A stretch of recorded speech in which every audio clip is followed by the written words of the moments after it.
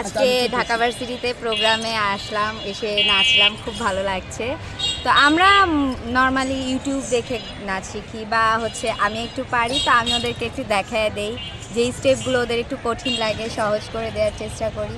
তো এইভাবেই আমরা করি আর কি, মানে সবই ইউটিউব বা দেখে দেখে আর কি। ইউটিউব বা নিজেদের থেকেও করি, মানে মাথায় এমনি এসে পড়লে করে ফেলি এরকম। আগে আমি সুরেধারায় নাচ শিখছিলাম এমএফটি দল থেকে। হ্যাঁ।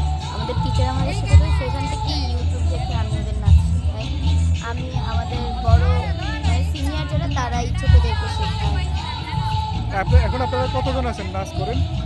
আমরা মানে এখন নাচ যারা করে তারা মোটমাট 13-14 জন আছে।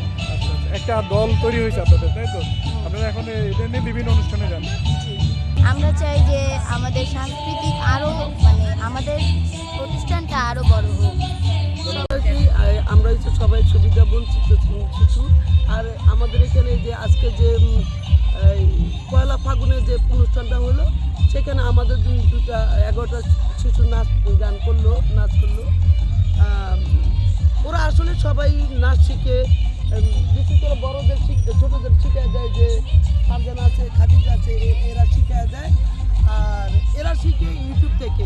মূল কথা, এরা নাচগুলো আগে যারা শিখাইছিল যে সুরের দ্বারা, এখন তো তারা নাই, তাদের এখানে যায় না, কিন্তু এরা সবাই ইউটিউব দেখে নাচ শিখছে। ইউটিউবে বিভিন্ন প্রোগ্রাম দেখে দেখে ওরা নাচ এখন বিভিন্ন অনুষ্ঠানে পারফর্ম করে। এখনো বিভিন্ন যেমন আজকে পয়লা ফাল্গুন এখানে নাচছে, তারপর